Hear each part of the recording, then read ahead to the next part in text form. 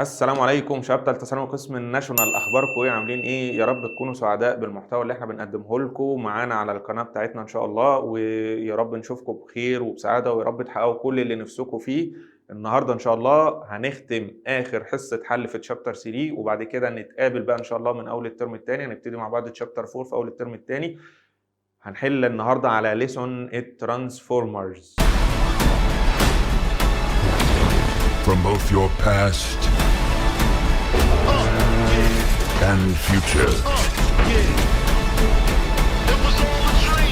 you've never faced anything like this. مش ده يا ابني، مش ده، مش اللي في خيالك. الترانسفورمرز بتاعنا في المنهج اللي هو الشاحن بتاع الحيط، الشاحن بتاع الكهرباء. وقبل ما نبتدي حل يلا بينا مع بعض يا شباب هنعمل ريكاب سريع الاول على الجزء بتاع القوانين المهمه الخاصه بالدرس بتاع الترانسفورمر. يلا بينا يا شباب. زي ما احنا عارفين ان الترانسفورمر بالنسبه للاسئله بتاعتنا والحل بيتقسم لنوعين. النوع الاولاني هو الايديال ترانسفورمر،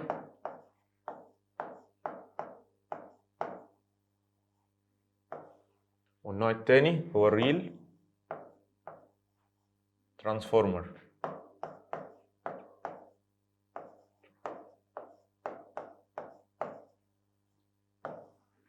طيب ايه الفرق ما بين الاثنين يا شباب؟ الايديال ترانسفورمر احنا عارفين ان الترانسفورمر في الاساس بيتكون من تو كويلز، البرايمري كويل والسكندري كويل. فكرته مبنيه على ايه؟ انت بتعمل ترانسفير للانرجي من البرايمري كويل للسكندري كويل ببساطه. فانت لو نقلت الانرجي واتنقلت كامله زي ما هي يبقى ده كده ايديال ترانسفورمر. لو نقلت الانرجي وفي جزء وقع منها اثناء عمليه النقل او عمليه الترانسفير دي، ده كده يبقى اسمه ايه؟ ده كده يبقى اسمه ريل ترانسفورمر. تمام؟ فده له طريقه في الشغل وده له طريقه تانية في الشغل. انت مطلوب منك لما تيجي تحل السؤال بتاع الترانسفورمر تتاكد بس الاول من نوع الترانسفورمر اللي انت هتشتغل عليه علشان تعرف انهي مجموعه قوانين هتعوض فيها. طيب بالنسبه للايديال ترانسفورمر فهو الترانسفورمر اللي بينقل الانرجي بتاعته كلها من البرايمري كويل الى السكندري كويل. يعني الافشنسي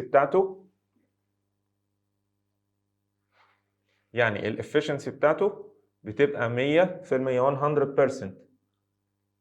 الايتا اللي هي الافشنسي هتبقى قد ايه؟ 100%. لكن في الريل ترانسفورمر الافشنسي اللي هي الايتا بتبقى less than 100%. طيب طبعا انت عارف ان في الايديال ترانسفورمر الانرجي كلها بتنتقل، يعني الباور اللي في البرايمري هو الباور اللي في السكندري. ممكن تقول ايكوال اي اس في اس او اي بي في الفي بي. طيب زي ما انت عارف ان في الترانسفورمر الفي بي اوفر الفي اس تبقى ايكوال الان بي اوفر الان اس ايكوال الاي اس اوفر الاي بي. واي باور كونسيومد في ريزيستور، اي باور كونسيومد عندك في ريزيستور في واير في اي حاجه بتستخدم معاه القانون ده، البي لوست تبقى دايما اي سكوير تايمز الريزستانيه بتاعت الايه؟ بتاعت الديفايس اللي انت بتحسب فيها الباور كونسيومد. طيب بالنسبه للايديال او الريل بقى ترانسفورمر، في الريل ترانسفورمر يا شباب بنعمل ايه؟ في الريل ترانسفورمر لازم تبقى حاطط في حسابك كميه الفقد، او تبقى حاطط في حسابك هو بينقل بنسبه قد ايه. يبقى دي لازم تبقى موجوده معاك في كل حساباتك، بينقل بنسبه قد ايه، قصدي الافشنسي بتاعت الترانسفورمر لازم تكون موجوده عندك في كل حساباتك. يعني هنا مثلا يوم ما هتيجي تحسب اي حاجه لازم تحسبها عن طريق الافشنسي. انت عايز تحسب مثلا الباور او كميه الانرجي اللي وصلت للسكندري كويل بتحسبها عن طريق الايه؟ بتحسبها عن طريق الايتا. ممكن بالقانون ده الايتا ايكوال بي اس على البي بي، او ممكن تقول ان الايتا ايكوال الاي اس في الفي اس اوفر الاي بي في الفي بي، او ممكن تقولها بالشكل ده، ممكن تشيل في اس على الفي بي وتحط مكانهم ايه؟ ان اس على الان بي. بتستغل الدايركت ريليشن شيب ما بين النمبر اوف تيرنز والبوتنشال ديفرنس، فهتبقى اي اس على اي بي تايمز ان اس اوفر الان بي. واخيرا القانون ده ممكن تستبدل برضو الاي اس على الاي بي وتحط مكانهم الان بي اوفر الان اس، فهيبقى كده ان بي اوفر ان اس تايمز الفي اس اوفر الفي بي. بس في ملاحظه صغيره يا شباب، لو جيت في سؤال في ريل ترانسفورمر واستخدمت ده يبقى مش هتستخدم ده. يبقى انت حاجه من الاثنين، المساله بتاعتك ما ينفعش تستخدم فيها القانونين دول مع بعض، يا تستخدم ده يا تستخدم ده، لان انت لو استخدمت الاثنين هيطلع عندك اي حاجه فيها غلط، يعني هيطلع عندك في مشكله في الانسرز بتاعتك. تمام. طيب يلا بينا نرجع يا شباب. وزي ما احنا متعودين دايما بيكون معانا مجموعه من الاسئله الايساي في البدايه، في بدايه حل اللي تشوز، وبعد كده بندخل على الجزء الخاص بالبروبلمز والاسئله اللي فيها هاي ليفل. طيب اول سؤال عندي بيقول لي ايه؟ the electric energy transfer from the electric generator power station to the consumer with a great loss of energy using معلش هو السؤال ده المفروض يبقى without great loss of energy. معلش هنصلح بس الكلمة دي، هتبقى دي المفروض without using الترانسفورمر. يبقى انت بتستخدم الترانسفورمر زي ما احنا عارفين يا جماعه، بتستخدم الترانسفورمر خلال مراحل انتاج وخلال مراحل نقل الانرجي. انت بتنتج الانرجي باستخدام الداينامو، وبعدين المفروض الداينامو بينقل الانرجي. الدينامو يعني محطات الكهرباء مش كتير، مش قد المستهلكين، فانت عندك محطه الكهرباء المفروض ان هي تنقل انرجي لمدينه كامله او مدينتين او 3 أو 4. طيب علشان تنقل الانرجي دي هتمشيها في كابلات مسافات طويله، فعشان تقدر تمشي الانرجي دي في الكابلات وفي المسافات الطويله دي كلها محتاج حاجه واحده بس صغيره، اللي هي ايه؟ انك تقلل عدد التشارجز اللي هتمشي في الايه؟ في الكابلات، يعني تقلل الكرنت على قد ما تقدر. طيب بتقلل الكرنت وفي المقابل بترفع الايه؟ بترفع الفولتج اللي هي حموله التشارج من الانرجي. طيب فالتشارجز هتمشي في الكابلات بعدد قليل بحموله كبيره، وبعدين هتبتدي توصل على اطراف المدن. دايما هتلاقي على اول كل مدينه او على اول كل منطقه سكنيه هتلاقي فيه محطه محولات، يقول لك محطه محولات كذا، محطه محولات مدينه كذا. طيب المحطه دي بتعمل ايه او الستيشن دي بتعمل ايه؟ بتعمل لورنج للفولتج بقى. ليه؟ لان انت بتبقى رافع الفولتج لارقام فلكيه، مثلا 17000 او 17 كيلو فولت، ممكن تدخل في 20 كيلو فولت، 40 كيلو فولت، 100 كيلو فولت.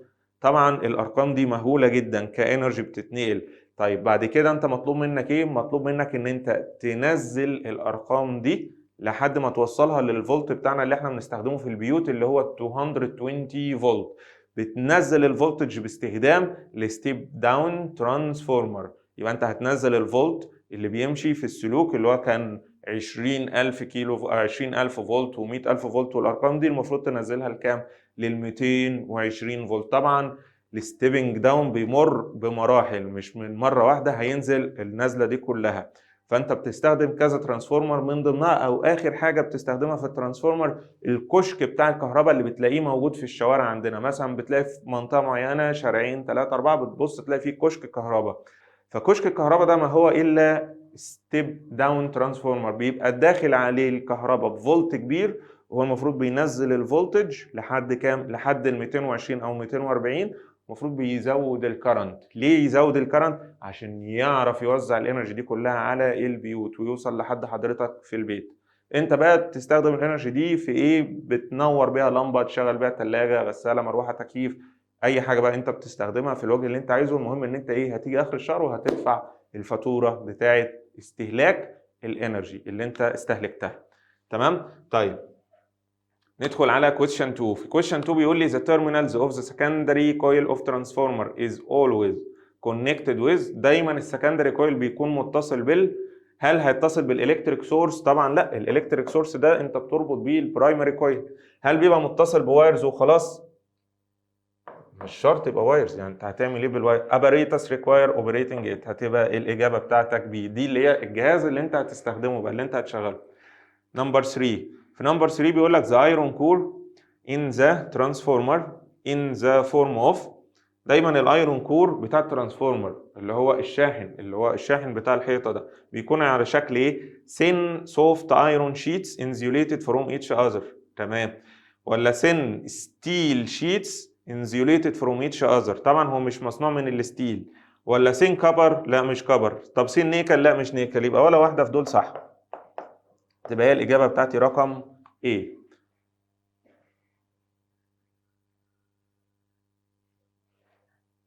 طيب نمبر 4 بيقول لي the current intensity in the coil of the transformer is proportional with number of turns. بيقول لك ان الكرنت intensity في الكويل بتاع الترانسفورمر is proportional with number of turns. ايه نوع البروبورشناليتي مع النمبر اوف turns؟ طبعا احنا عارفين ان الاي is inverse proportional مع مين؟ مع النمبر اوف turns. طيب نمبر 5 بيقول لي the intensity of the current in the two coils. الانتنستي بتاعت الكرنت in the two coils of the transformer are not. هل هم مش directly proportional to the number of turns ولا inversely proportional to the number of turns ولا depending on the temperature ولا depending on the substance؟ طبعا ولا واحدة في دول. خلي بالك من كلمة not. يبقى هم مش direct proportional، يبقى هم inverse proportional زي ما احنا قلنا فوق كده. inverse يبقى مش direct. هتبقى الإجابة بتاعتي A. Number 6 the ratio between the electric energy in the secondary to that in the primary is called ratio between electric energy في السكندري على الانرجي في البرايمري. بيبقى اسمها ايه؟ بيبقى اسمها اللوست انرجي، او لا مش اللوست، بيبقى اسمها الافشنسي بتاعت الترانسفورمر. دي اللي هي ايه؟ دي اللي هي البي اس على البي بي. فبي اس على البي بي دي اللي هي مين؟ دي اللي هي الايتا اللي هي الافشنسي بتاعت الترانسفورمر.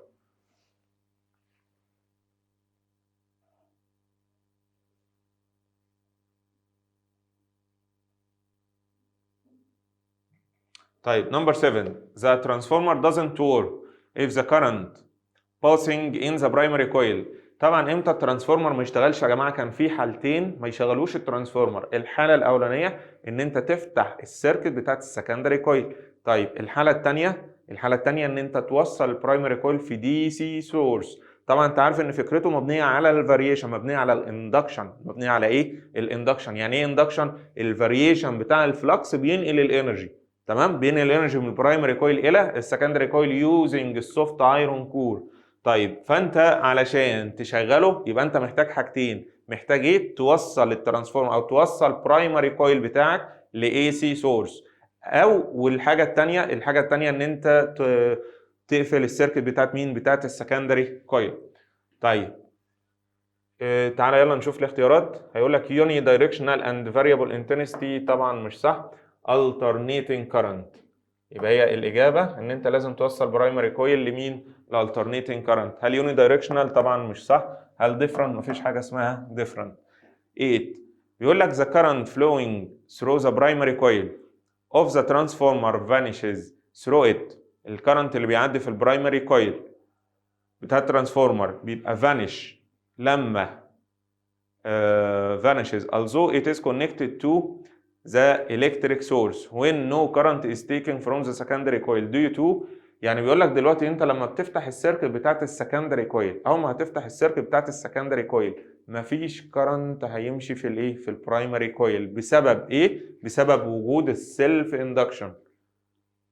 the effect of self induction in the primary coil.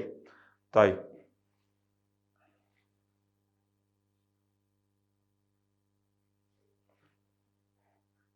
Number 9 when the circuit of the secondary coil of the transformer is opened.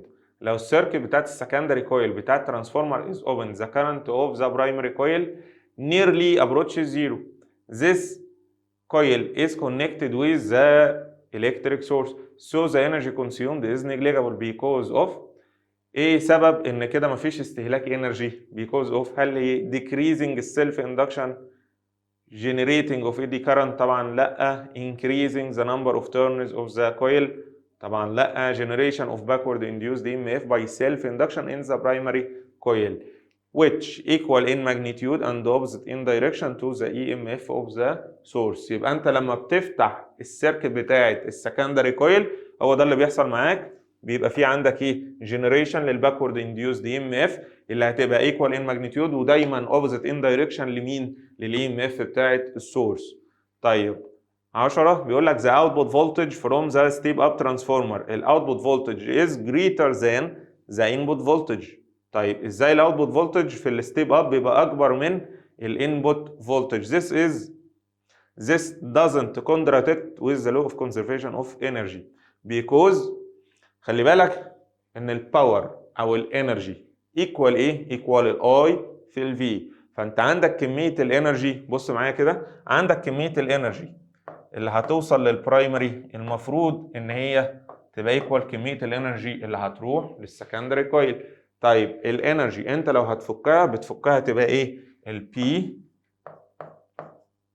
تايمز التي ايكوال البي اس تايمز التي برضو.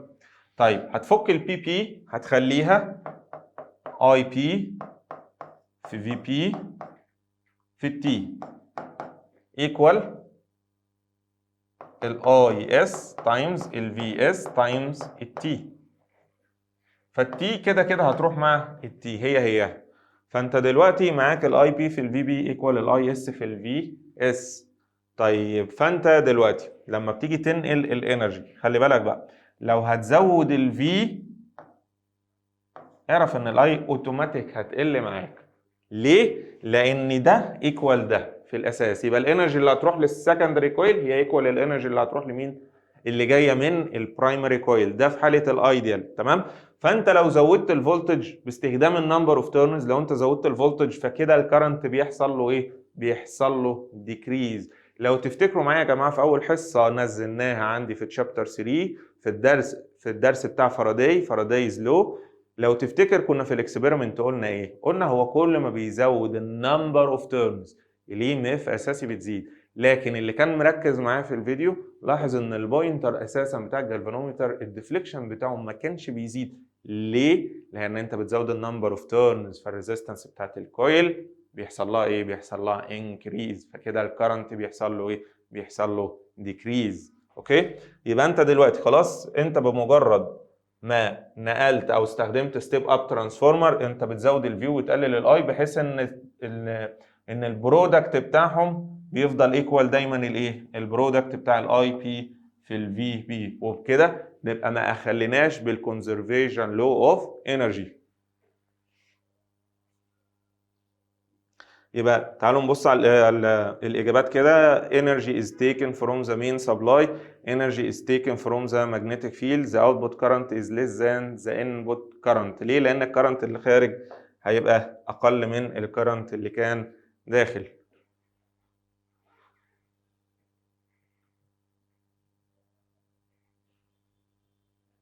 طيب the quantity that increases in the secondary coil of an ideal step down transformer، الكوانتيتي اللي هتزيد في السكندري كويل بتاع مين؟ ستيب داون. طبعا انتوا عارفين ان الستيب داون يعني الفي اس بتقل. تمام كده؟ بيحصل لها ايه؟ داون يعني بيحصل ديكريز، داون يعني ديكريز. ايه اللي هيحصل له؟ انكريز في الستيب داون ترانسفورمر في السكندري كويل. طبعا لو الفي اس قلت يبقى الكرنت هيزيد اللي هي بي.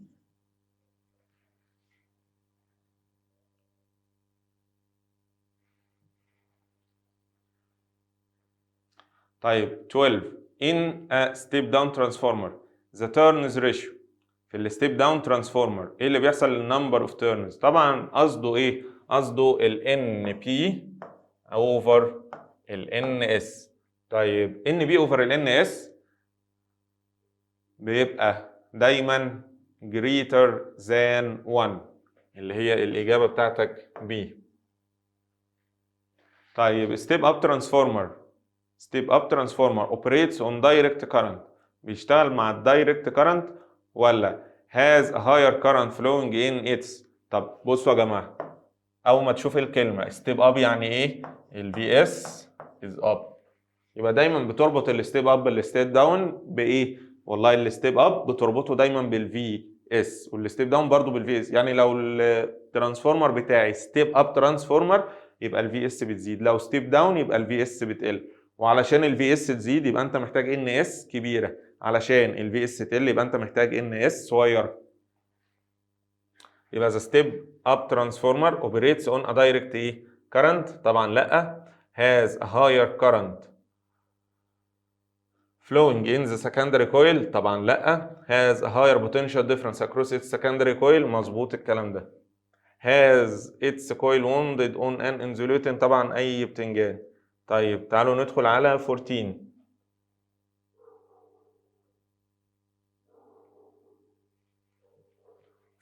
بيقول لي the transmission of the electric power from generating station require wires under high voltage due to.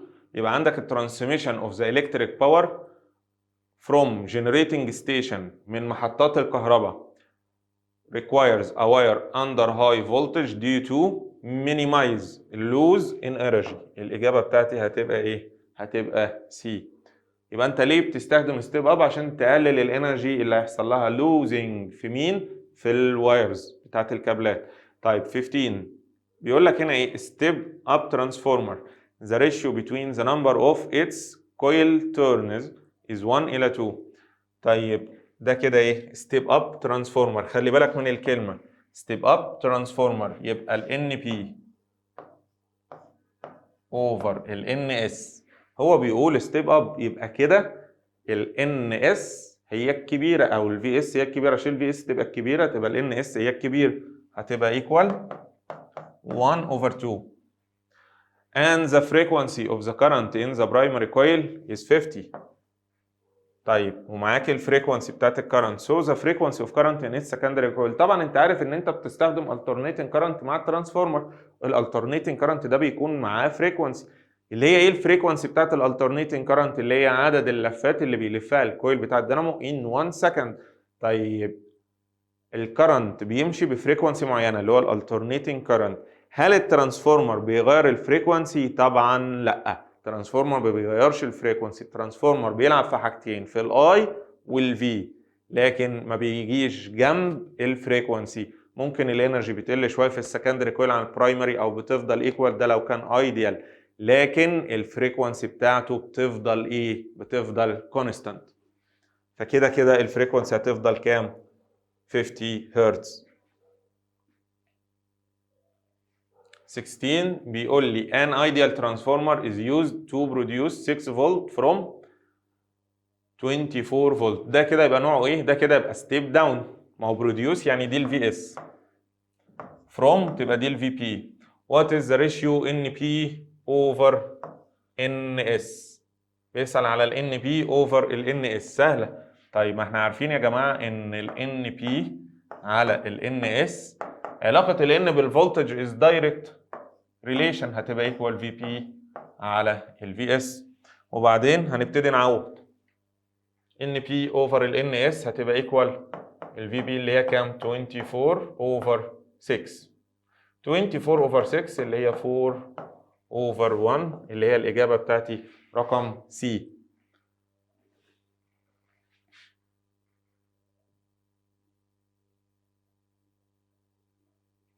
طيب 17 an electric transformer is connected to a battery. Electric transformer is connected to a battery if the number of turns of the primary coil is 4. يعني معاك ال NP equal 4 and that of the secondary coil ال NS ب 8. The potential difference between its resistor، يعني بيسأل على ال VS. طب ال VB فين؟ بص كده يا معلم، ال VB عندك بكام؟ ب 25. فطبعا سيادتك هتروح جاي داخل عامل لي الريشيو على طول. يلا يا باشا، في بي على الفي اس ايكوال ان بي على ال ان اس.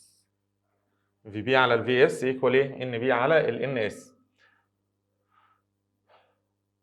بس لحظه واحده بقى، انت لو هتشتغل كده هتبقى 25 على الفي اس اللي انت مش عارفها ايكوال كام؟ ال ان بي اللي هي 4 اوفر ال 8. يعني الفي اس كده هتطلع بكام؟ هتطلع ب 50 فولت. فالزبون اللي هو عارف نفسه ان هو زبون تمام كده ومش عارف ان هو بيحل صح ولا بيحل غلط، المهم ان هو بيطرش السؤال، بيطرش الجيفن، بيبص على الجيفن، بيبص على ارقام بس. طبعا الزبون اللي بالمنظر ده هيلبس ليه؟ ان انت هتشوف ال 50 جري هتخش في الحيطه. ليه بقى؟ لان انت بصيت على الارقام بس. علشان كده دايما بقول يا جماعه ما حدش يبص على الارقام بتاعه الايه بتاعه السؤال وخلاص. افهم الكلام. فهم الكلام مش صعب. انت راجل بتاخد انجليش من اولى ابتدائي، يعني المفروض المصطلحات والحاجات دي تكون سهله بالنسبه لك. يعني يركز كويس. هتلاقي الباتري اللي قدامك دي ايه؟ دي سي. يبقى انت لو راجل بتبص على الارقام بس هتلبس. ليه؟ لان انت ما خدتش بالك، ما فيش عندك قوه ملاحظه في السؤال. خدتش بالك ان اللي راكب ده دي سي سورس. دي سي سورس ما بيشغلش الترانسفورمر. يبقى كده الفي اس بكام؟ يبقى كده الفي اس هتطلع بزيرو. رجاء انا عارف ان انتوا بتحلوا الهوم وورك، عارف ان السؤال ده ممكن يكون موجود في اكتر من مكان في اكتر من كتاب. رجاء من بعد السؤال ده اعرف غلطتك بقى. اعرف ان انت بتقراش السؤال كويس. لو غلطت في السؤال ده اعرف ان انت بتقراش السؤال كويس، ولازم تلحق نفسك لان ما عادش باقي غير فتره قليله جدا، اقل من 6 شهور وتخش تمتحن. فرجاء اي مشكله عندك حاول تحط ايدك عليها علشان تعرف تلاقي لها حل وما تقعش فيها في الامتحان وتجيب درجه حلوه وتدعي لنا ان شاء الله. خش على اللي بعده. 18. If the ratio between number of turns of the two coils of an ideal step up. بيقول step up يعني ال VS مالها؟ ال VS هي الكبيرة. علشان ال VS تبقى هي الكبيرة لازم ال NS تبقى هي الكبيرة.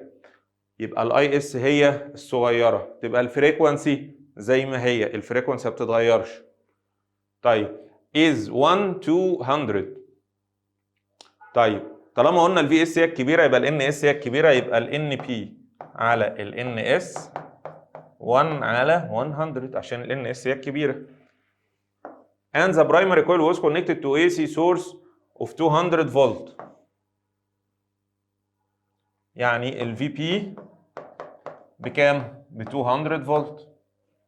Then the induced EMF of the secondary coil will be ال induced EMF لمين؟ للسكندري كويل اللي هو مين؟ اللي هو ال VS.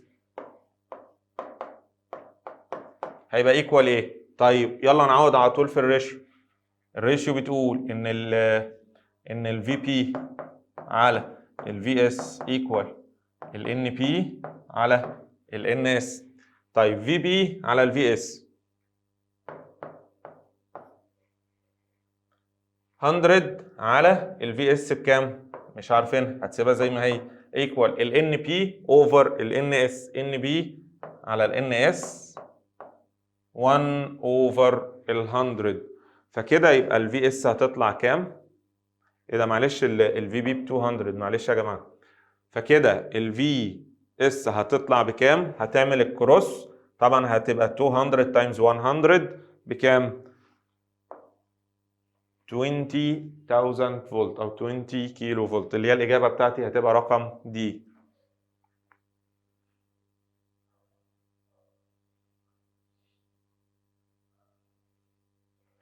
طيب بيقول لي from the previous question the ratio between the current of the primary coil to the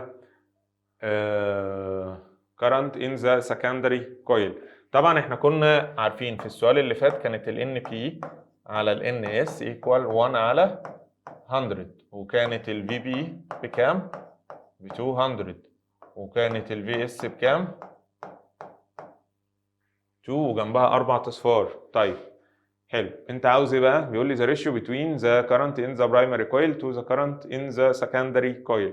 فطالما ده ideal transformer او طالما الترانسفورمر هنا ما قالش ان في efficiency في السؤال معاك، ما قالش ان في loss بيحصل، ما قالش اي حاجه من دي، اعرف ان هو ideal transformer. فالايديال ترانسفورمر ال NP over ال NS equal ال IS over ال IP. هو عاوز مين على مين؟ the ratio between current ال primary to the current of the secondary. يبقى هو عايز ال IP على ال IS. سهله. فانت هتعوض هنا وبعد كده هتروح مشقلب الايه؟ الريزلت IS على ال IP. طيب فهتعمل الكروس او هتشقلب الريشيو هتطلع 100. لان هو عاوز مين على مين؟ هو عاوز الاي بي على الاي اس، فهتبقى بالشكل ده، هتبقى اي بي على الاي اس equal 100. طيب from the previous question the output power اللي هي البي اس دايما equal اي اس في الفي اس. from the secondary coil if the current passing in it is 2 امبير، لو الكرنت اللي ماشي في السكندري كويل is 2 امبير، يلا هتعوض 2 تايمز الفي اس، احنا ايه لسه مطلعينها، هتطلع كام؟ هتطلع 40,000 وات اللي هي دي.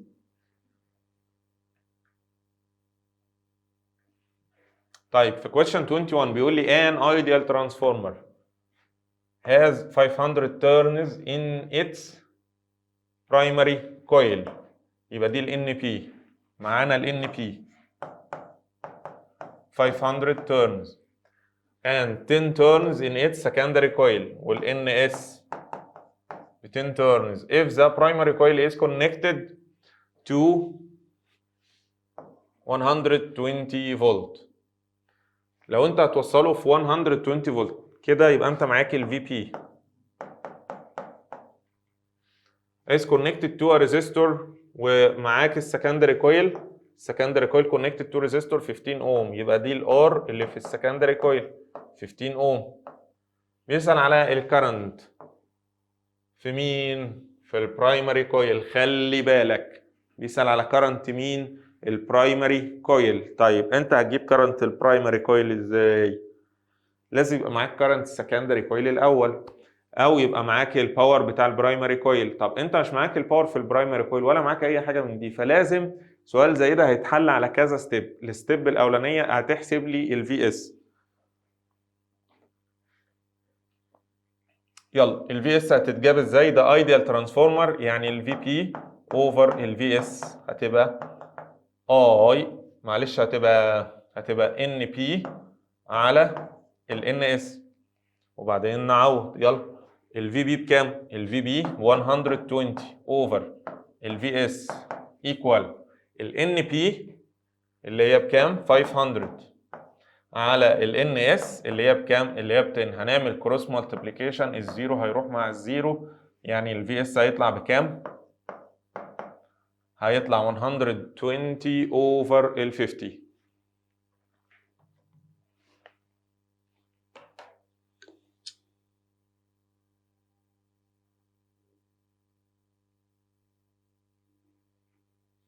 هيطلع بكام؟ 120 اوفر ال 50 هيطلع ب 2.4 فولت.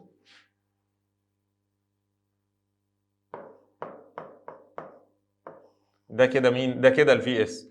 طيب انت عاوز تجيب الاي بي، علشان تجيب الاي بي على الاقل لازم يبقى معاك الاي اس، لازم يبقى معاك مين؟ الاي اس. فهتجيب الاي اس منين؟ انت معاك الفي اس ومعاك الار اس، تبقى الاي اس ايكوال الفي اس على الار اس ايكوال الفي اس ب 2.4 اوفر الار اس اللي هي بكام؟ ب 15. هتبقى 2.4 ديفايدد 15 هتطلع بكام؟ هتطلع ب 0.16 امبير. طبعا برضو اي واحد متخلف مستعجل متسربع مش مركز وصل للكرنت بتاع الاي اس، شكرا 0.16 اهي، 0.16 في الاجابات اهي، هوب البس في الحيطه. طيب خلي بالك انت عاوز الكرنت في مين؟ انت عاوز الكرنت في البرايمري كويل. هو الراجل اللي بيحط امتحان اخر السنه بيعتمد على التريكات دي، لو مفيش قدامه حاجه جديده فكره جديده يبتدي يحور عليك في اي كلام، يعني هو لازم يوقعك. طب هيوقعك ازاي؟ مفيش في دماغه فكره جديده دلوقتي في الليسون ده، طب خلاص يحاول يلبسك في الكلام، يحاول يلخبطك في الكلام. هو عاوز الكرنت في البرايمري كويل، فانت كده لسه لك خطوه كمان. هتجيب الكرنت في البرايمري كويل ازاي؟ من الريليشن دي ان بي اوفر ان اس ايكوال الاي اس اوفر الاي بي. ويلا نعوض. الان بي بكام؟ الان بي 500 اوفر 10 ايكوال الاي اس اللي انت لسه جايبها ب 0.16 على الاي بي. طبعا هتعمل كروس مالتيبليكيشن، واللي ما بيعرفش يعمل كروس مالتيبليكيشن عن طريق كالكوليتور شيفت كالك، فهتبقى كام؟ هتطير دي الزيرو ده مع الزيرو ده، يعني 0.16 على ال 50 هتبقى ب 3.2 تايمز 10 باور نيجاتيف 3. 3.2 تايمز 10 باور نيجاتيف 3 اللي هي 3.2 ملي امبيرز. تمام؟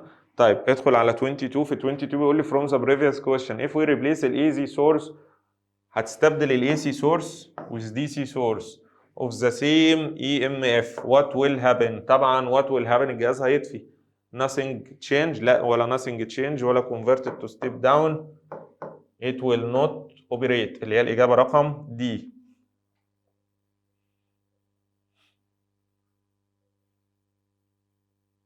طيب ادخل على 23. في 23 بيقول لي the figure illustrates an ideal transformer. Ideal transformer its secondary coil is connected to device X. Current of 2 ampere passes through the device. يبقى انت هنا معاك الاي اس، طالما بيعدي في الديفايس يبقى ده كده الاي اس ب 2 امبيرز. if NS equal half ال NB. طب ما احنا نعملها ريشيو احسن، يعني ال NS على ال NP ب 1 على 2. طيب so the resistance of the device X which is connected to the secondary coil is. بيسأل على ال RS، هو بيسأل على ال RS بكام؟ ما انت عشان تجيب ال RS بكام لازم يبقى معاك حاجتين، ال IS وال VS. طيب هتجيب له ال VS منين؟ علشان تجيب ال VS لازم يبقى معاك ال VP. معانا ال VP تمام زي الفل. وده ايديال ترانسفورمر. ايديال ترانسفورمر يعني ايه؟ يعني ال VP اوفر ال VS ايكوال NP اوفر ال NS. ال VP بكام؟ 240 اوفر ال VS انت ما تعرفهاش ايكوال ال NP على ال NS. هتعكس الريشيو دي هتبقى 2 على 1. يعني من الاخر ال VS هتطلع بكام؟ ال VS هتطلع 120 فولت. بعد ما تعمل الكروس مالتيبليكيشن هتطلع بكام؟ 120 فولت. طيب يبقى ال VS بكام؟ ب 120. انت عاوز تحسب ال RS. طيب زي ما انت عارف من اومز لو في تشابتر 1 ان اي ار ايكوال ال V على ال I. ال VS بكام؟ 120 والاي اس بكام؟ ب 2. هتطلع 60 اوم اللي هي الاجابه رقم بي. طيب بيقول لي from the previous problem the current intensity in the primary coil. عايز تجيب الكرنت في البرايمري كويل. تمام، خش بقى بالريشيو بتاعتك ان ال NP على ال NS ايكوال ال IS اوفر ال IP.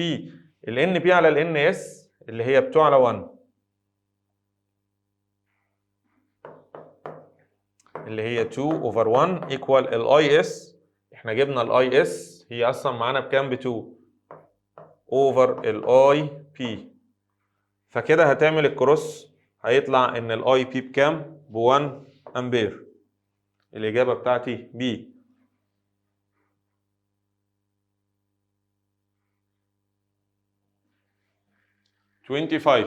بيقول لي 150 watt and 5 ampere transformer has an input voltage. ده ال VP.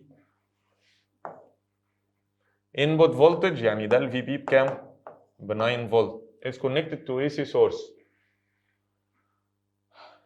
is this step up ولا step down ولا correct answer؟ طب ما انت عشان تعرف بص كده الليبل اللي موجود في الاخر ده بيعبر عن ايه؟ بيعبر عن الاوتبوت بتاع الجهاز. الجهاز ده طالع منه قد ايه؟ طالع منه باور 150 وكرنت 5 امبير. طب انت عايز تعرف هو ستيب اب ولا ستيب داون؟ هات لي الفي اس. طب الفي اس تتجاب ازاي؟ الفي اس هتبقى البي اس على الاي اس. طبعا زي ما احنا عارفين ان الباور ايكوال الاي في الفي، يعني الفي ايكوال البي على الاي. طيب يلا نعوض. البي اس بكام؟ البي اس ب 150 واوفر الاي بكام؟ ب 5. تبقى 150 ديفايدد 5 هتطلع بكام؟ 150 ديفايدد 5 هتطلع ب 30 فولت. طب 30 فولت ده مين؟ ده الفي اس، يبقى الفي اس اكبر من الفي بي، ده كده يبقى ستيب اب ترانسفورمر. 26 بيقول لي ترانسفورمر اوف 200 واtt and 5 امبير، يبقى ده مين ومين؟ يبقى ده البي اس والاي اس is connected to AC source، ده كده الفي بي، يبقى انت معاك الفي بي 200 ومعاك البي اس 200 ومعاك الاي اس ب 5. then the potential difference across its secondary coil is، بيسأل على البوتنشال difference across its secondary coil. طيب هنا الموضوع سهل جدا، عاوز الفي اس تبقى تقول لي بي اس على الاي اس ايكوال البي اس بكام؟ 200 على الاي اس بكام؟ ب 5. 200 على 5 هتطلع بكام؟ هتطلع ب 40. يبقى البوتنشال ديفرنس حوالين السكندري كويل تطلع بكام؟ ب 40، اللي هي الاجابه رقم بي. طيب خش على اللي بعده.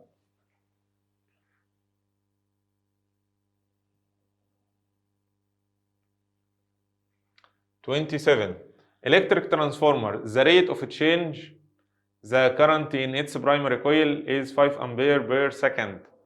يبقى ده الريت اوف تشينج في البرايمري كويل، يبقى ده كده الدلتا اي بي على الدلتا تي ايكوال 5. طب عرفت منين ان دي دلتا اي على دلتا تي؟ بص على اليونت يا حبيبي، بص على اليونت، هتلاقي ان اليونت بتاعتك ايه؟ امبير بير سكند، فامبير بير سكند ده اي حاجه بير سكند، يبقى دي ريت دلتا على دلتا تي. دلتا مين؟ دلتا اي على الدلتا تي 5 امبير بير سكند. باكورد انديوس دي ام اف، يبقى دي الفي بي is generated in the secondary coil. لا معلش، تبقى دي مين؟ is generated in the secondary coil and the motor induction. دي الفي اس، انا اسف، بكام؟ ب 4 فولت. So the mutual induction of this transformer is، بيسأل على الموتوال اندكشن، فكده انت هتقعد في القانون ده الفي اس ايكوال ام في الدلتا اي بي على الدلتا تي. طب الفي اس بكام؟ ب 4 ايكوال الام اللي انت مش عارفها تايمز ال 5، تبقى الام بكام؟ هتطلع الام ب 0.8. يلا مع بعض يا شباب في question 28. في question 28 بيقول لي which of the following choices represent part of step up transformer. زي ما اتفقنا يا جماعه step up transformer يعني ايه؟ يعني الفي اس بتاعته هي الكبيره، عشان الفي اس تبقى هي الكبيره لازم يبقى الان اس برضو هي الكبيره، فالاي اس هتبقى هي الصغيره.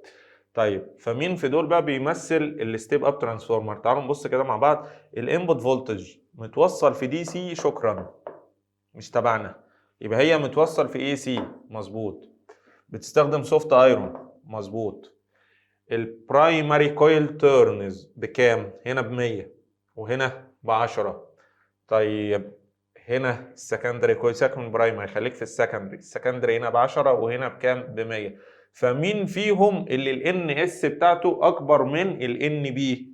اهو ده كده الان اس اكبر من الان بي، يبقى هنا 100 وهنا 10، يبقى انت هتختار الاجابه بتاعتك رقم دي. اوكي خش على بعده.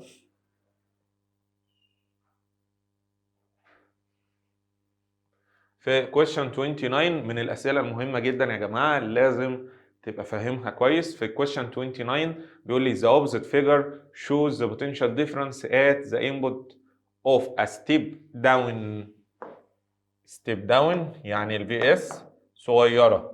transformer shows the potential difference at the output. بيسأل على ال VS. أنهي جراف في دول؟ ده كده الجراف بتاع ال VP الانبوت فولتج، تمام؟ زي ما انت شايف كده الماكسيمم فولتج بكام؟ ب 120 والبريودك تايم بكام؟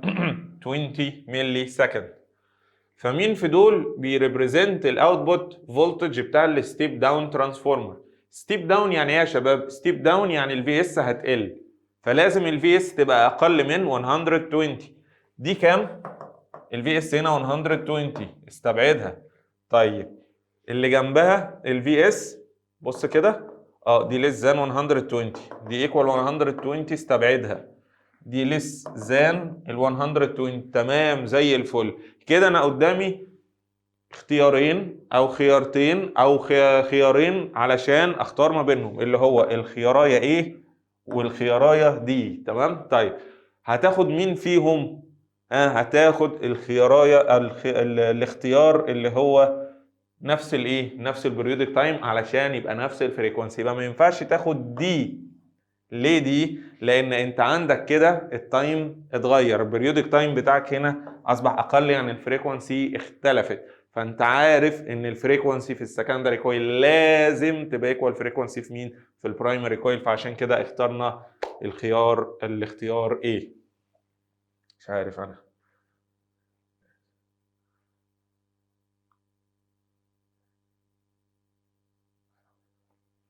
يلا خش على 30.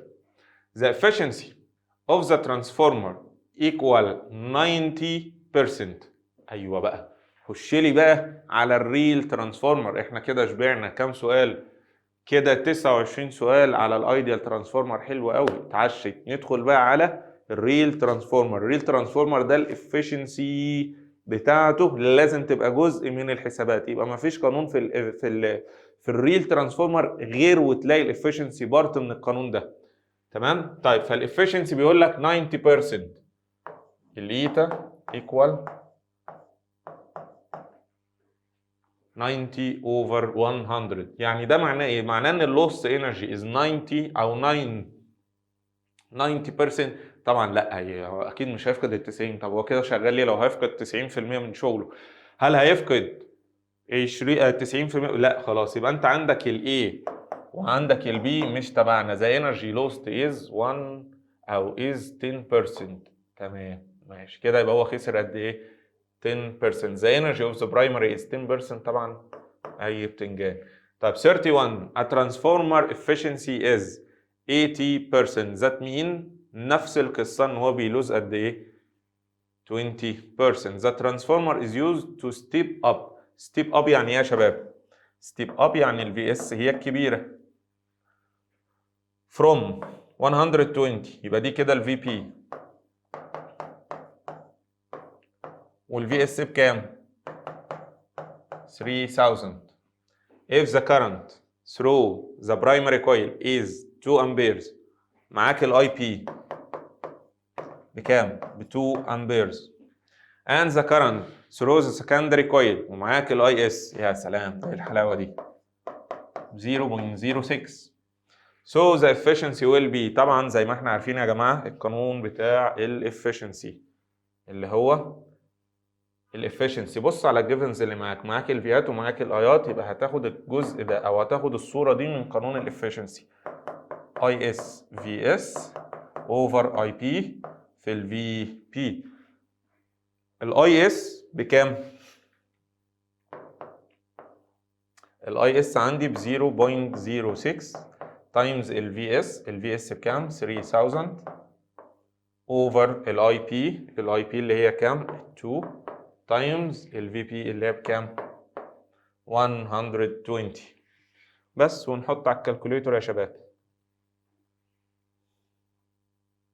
هتحط على الكالكوليتور تبقى 0.06 تايمز 3000 over 2 تايمز ال 120.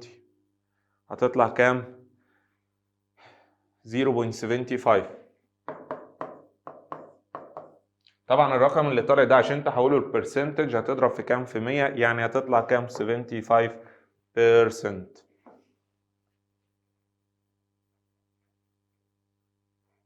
طيب خش يلا على 33. بيقول لك ستيب اب ترانسفورمر اوف efficiency 90%.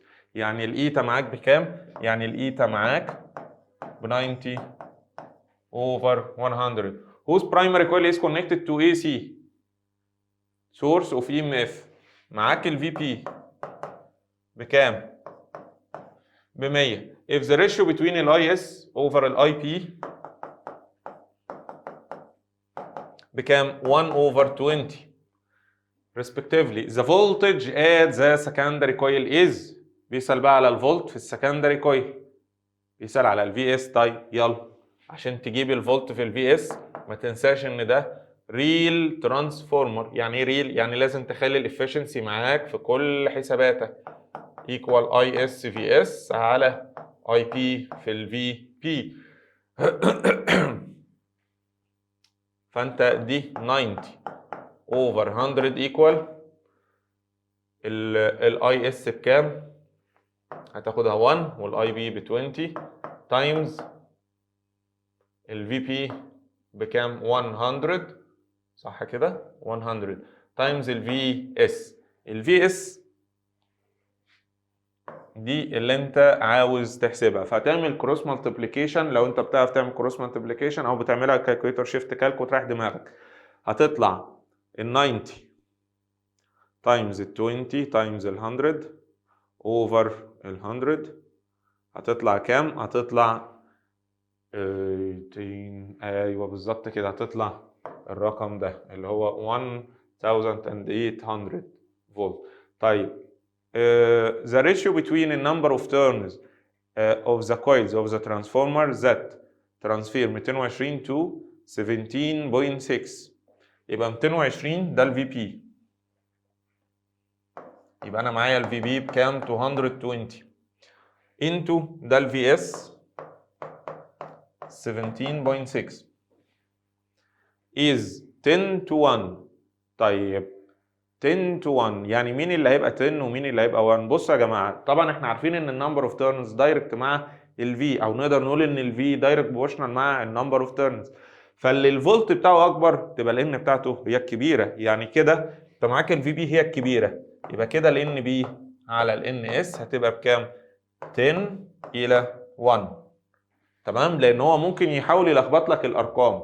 طيب هيلخبط لك الارقام يعني ايه؟ مش هيحطها بالترتيب، انت هنا حاطط الكبير وراه الصغير او الفي بي وراه الفي اس، يبقى هنا الان بي هي الان ووراها الان اس. لا مش شرط، ممكن يروح ملخبطهم، يكون حاطط الفي اس الاول بعديها الفي بي بعد كده تبقى الانات متلخبطه. فانت تبقى فاهم ايه؟ فاهم ان الفي الكبيره معاها الان الكبيره، لو الفي بي هي الكبيره يبقى الان بي هي ايه؟ هي الكبيره، وعاوز يحسب الافشنسي بتاعت الترانسفورمر ده. فكده انت هتستخدم الصوره دي من قانون الترانسفورمر، الصوره اللي انت شايل منها الكرنت وحاطط مكانها الان. فانت عارف ان الاي اس على الاي بي لما هتتشال هيتحط مكانها ان بي على ال NS تايمز كده ال VS على ال VP موجودة.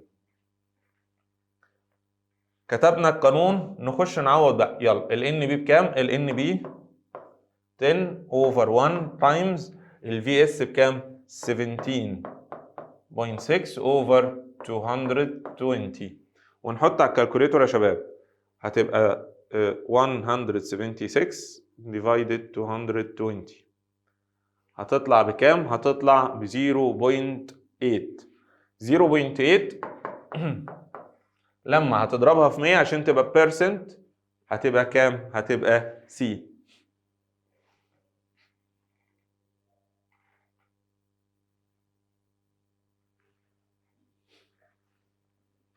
طيب 35 if 25 watt of power are applied to the primary coil، معاك الباور اللي ابلايت للبرايمري كويل اللي هو البي بي ب 25 are applied to the primary coil of an ideal transformer. رجعنا للايديال يا فرج الله. طب ايديال ترانسفورمر تستفيد من كده ايه؟ ان البي اس هي كمان بكام؟ ب 25. ليه؟ لان انت عارف في الايديال ترانسفورمر البي اس دايما بتبقى ايكوال مين؟ دايما بتبقى ايكوال البي بي with a turns ratio. turns ratio 10 يعني دي turns ratio معاك مثلا ان بي over ال ان اس equal 10 على 1. طيب the power delivered to the secondary load is، طبعا اللي احنا كتبناه ده كده ملوش اي 30 لازمه خلاص. انت عارف ان ده ideal transformer، يبقى البي بي equal البي اس وانت مغمض، يعني مفيش قوانين اصلا هتستخدمها. طيب 36 بيقول لك a step up transformer of efficiency 80%. يعني الايتا معاك بكام؟ 80 over 100. The ratio between the number of turns of the primary coil. ده step up، خلي بالك step up يعني ال VS هي الكبيرة. البرايمري coil the ratio between the number of turns of the primary coil to the secondary coil يعني ال NP على ال NS 1 على 16. ما هو شيء طبيعي لازم ال NS تبقى هي الكبيرة. ليه؟ لأن هو بيقول لك في بداية السؤال ده step up transformer. طيب the ratio between the frequency of current in the primary coil to the its secondary بيسأل على الريشيو بتاعت الفريكونسي. ما هي يا جماعة، ما احنا قلنا الاف في البرايمري ايكوال الاف في السكندري. هو بيحاول يلخبطك على قد ما يقدر. تمام؟ طيب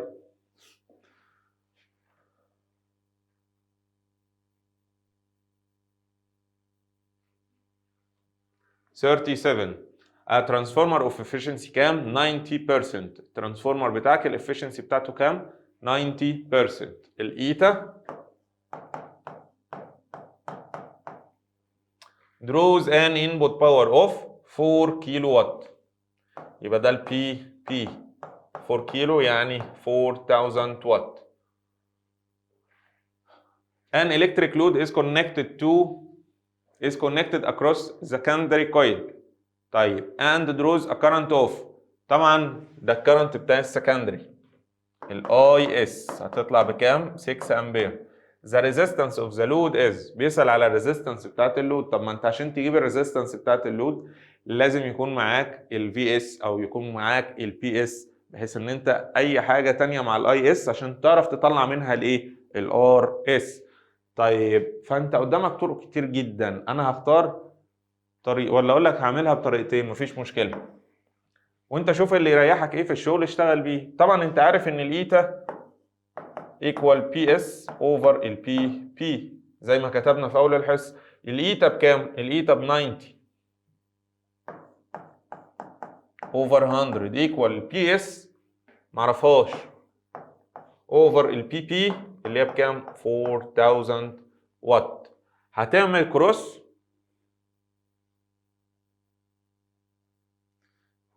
في 90 40 تايمز 90 هتطلع كام؟ 3600 بي اس 3600 وات. جبت البي اس، عايز تطلع قيمة الار؟ سهلة. الار اس هتتجمع القانون ده، البي اس ايكوال الاي اس باور 2 في الار اس. فانت معاك البي اس اهي 3600 ايكوال الاي اس باور 2 اللي هي 6 باور 2 تايمز الار اس. فهتطلع كام؟ هتطلع ب 100 اوم. يعني بعد ما تحسبها كده هتطلع الار اس بتاعتك بكام؟ 100 اوم. طيب في ناس تانيين يقول لك لا، طب ما انا اطلع الفي اس ومش هطلع الفي اس، هتاخد منك وقت اطول، لسه هتطلع ال يعني بعد ما تحسب الباور لسه هتطلع الفي، وبعد ما تطلع الفي لسه هتحسب الار. فده اسهل واسرع ان انت تشتغل بالقانون ده على طول، P ايكوال ايه؟ اي سكوير في الار. طيب 38 the number of turns between each pair of output terminals of the transformer is shown. يعني انت معاك هنا ده ترانسفورمر، السكندري كويل بتاعه ممكن يشتغل ب 10 او 20 او 40 تيرنز. البرايمري كويل الان بتاعته ثابته، يبقى دي الان بي ودي الفي بي. طبعا الشكل ده يعني اي سي سورس، يعني كده الترانسفورمر هيشتغل مفيش مشكله. طيب فمين في دول بيقول لك between which two terminals will the output هيبقى كام؟ 12. طب ما تيجي نحسب يلا. الفي بي على الفي اس، هل في هنا قال هنا سيره الافشنسي ولا حاجه؟ لا ما قالش. يبقى في بي اوفر في اس ايكوال ان بي اوفر ان اس. الفي بي بكام؟ الفي بي هي اصلا 6 على الفي اس. الفي اس بكام؟ ب 12 ايكوال الان بي. ان بي اللي هي بكام؟ ب 20 اوفر الان اس اللي انت عايز تعرفه.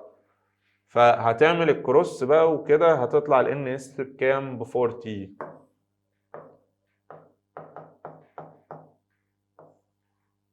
هتطلع ال ان اس بكام؟ ب 40.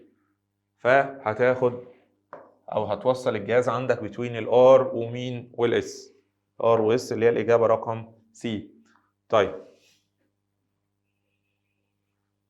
بس تعالي.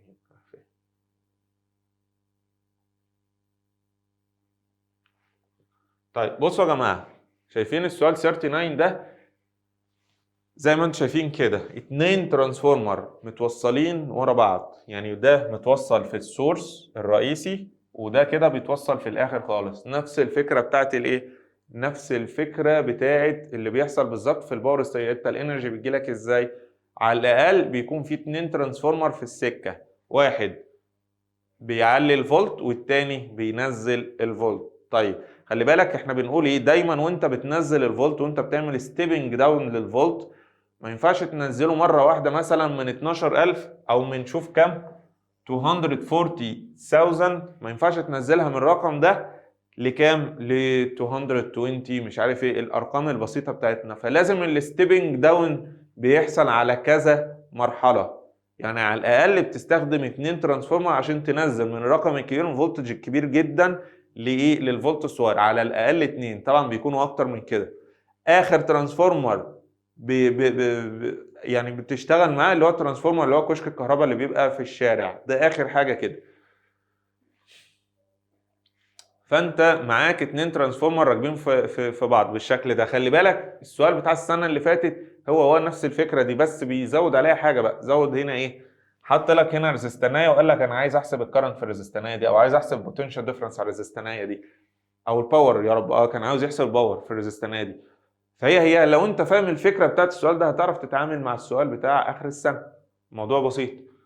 which in the shown figure from left to right what are the types of the two transformers. زي ما انت شايف كده، انت بتعرف التايب منين؟ بتعرف التايب من الان. هنا الان اس قليله يبقى ده ستيب داون، هنا الان اس قليله يبقى ستيب داون، يبقى الاثنين ار ستيب داون ترانسفورمرز اللي هي ايه. خش على 40 بقى، ده السؤال الرئيسي. In the previous question what is the output voltage from the secondary coil of the transformer on the right. بيسأل على ال VS اللي هتبقى موجودة هنا. طيب لو احنا اعتبرنا ان ده البرايمري كويل الاولاني وده السكندري الاولاني، يبقى ده البرايمري الثاني وده السكندري الثاني. البرايمري الثاني والسكندري الاولاني متوصلين في بعض، فاللي هيطلع عندك في البرايمري الثاني معلش في السكندري الثاني، او الفولت بتاع السكندري، معلش انا اسف، الفولت بتاع السكندري الاولاني هيبقى هو الفولت بتاع مين؟ البرايمري كويل الثاني. فانت هتشتغل وتطلع الفي اس 1. الفي اس 1 كده كده هتبقى ايكوال الفي بي 2. يلا بينا يا شباب. اول حاجه هتعمل ايه؟ هتقول لي كده ان الفي بي 1 على الفي اس 1 هتبقى ايكوال الان بي 1 على الان اس 1، ونعوض الفي بي 1 بكام؟ 2 4 0 3 اصفار. الفي اس 2 بكام؟ مش معاك، معلش الفي اس 1 بكام؟ مش معاك. ايكوال الان بي 1، ان بي 1 اللي هي بكام؟ 1000 على الان اس 1 بكام؟ 50. وتعمل الكروس هتطلع 2 4 0 0 0 0 تايمز ال 50 اوفر 1000 هتطلع كام؟ هتطلع 12000. يبقى كده الفي اس 1 بكام؟ الفي اس 1 12000 فولت. اهو الفي اس 1 دي هتبقى ايكوال الفي بي 2. ليه؟ لان انت زي ما انت شايف كده هما الاثنين متوصلين في بعض. طب لو حطيت هنا ريزيستنس ولا حاجه، الفولت هيتقسم عليهم بقى، يعني كده الفولت الفي اس 1 هيتقسم على دي وعلى الريزستانيه دي. تمام. يبقى كده therefore الكلام ده هيبقى ايكوال للفي بي 2. انت عايز تطلع الفي اس 2، حلو. فهتقول لي since ان الفي بي 2 اوفر الفي اس 2 ايكوال ال NP2 على ال NS2.